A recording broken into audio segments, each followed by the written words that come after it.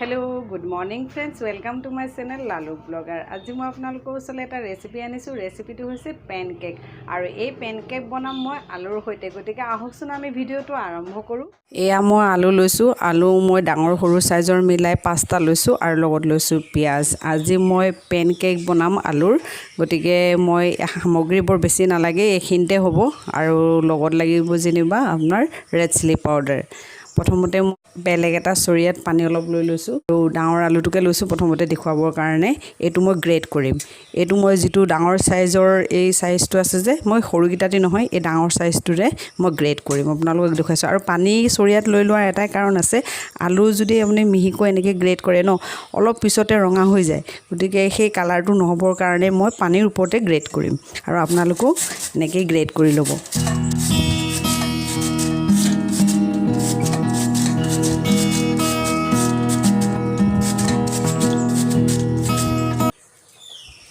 এয়া দেখিছে নহয় এটো হিচাপত আপোনালোকেও কৰি ল'ব আৰু এতিয়া মই গুটেই আলুখিনি এনেকৈ গ্ৰেট কৰি লম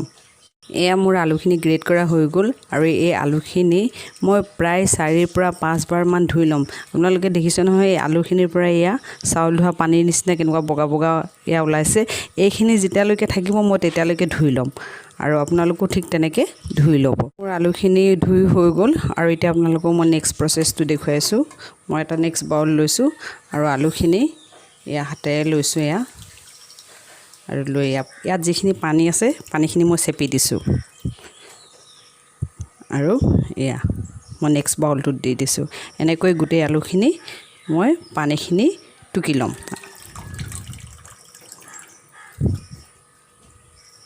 এয়া মই এতিয়া পানীখিনি টুকি ললো এতিয়া মই গ্ৰেট কৰি দিম এই পিয়াজটো এই ডাঙৰ সাইজটোৰে মই গ্ৰেট কৰি দিছো আপোনালোকো তেনেকেই দিব মই এতিয়া দিছো নহৰু ঠিক তেনেকৈ দিম কিন্তু নহৰুটো মই মিহি সাইজটো যেটো আছে হেতুৰে গ্ৰেট কৰিম পিয়াজ আৰু নহৰুখিনি গ্ৰেট কৰি হৈ গ'ল আৰু এতিয়া মই ইয়াত দিম সোৱাদ অনুসৰি নিমখ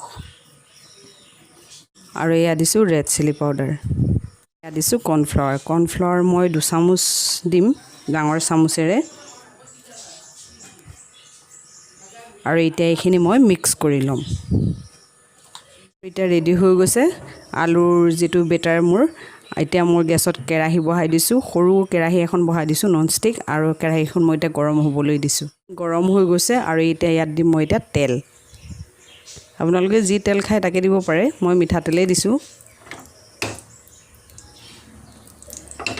মোৰ এটা তেল গৰম হৈ গ'ল আৰু মোৰ যেটো আলুৰ বেটাৰ আছিল এই বেটাৰটো মই আধাখিনি দি দিম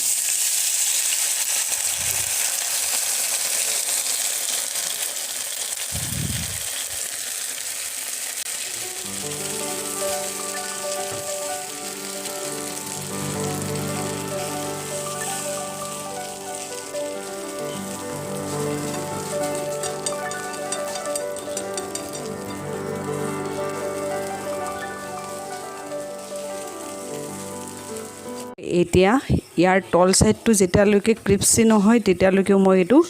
সিজাই লম আৰু মাজত ধৰি আপোনালোকে লুটিয়াই দিবলৈ চেষ্টা নকৰিব নহলে ভাঙি যোৱাৰ চান্স থাকিব এই তল সাইডটো হৈ গৈছে আৰু এতিয়া মই এটো লুটিয়াই দিম মই সাৱধানে লুটিয়াব লাগিব আৰু এতিয়া মই এটো লুটিয়াই দিম এয়া আৰু আপোনালোকে এনেকৈ লুটিয়াই দিব এয়া মোৰ এটা পেনকেক ৰেডি হৈ গ'ল আৰু মই এটা এখন ট্ৰেত উলিয়াই লৈছো ঠিক তেনেকৈ নেক্সটটো মই বনাই লম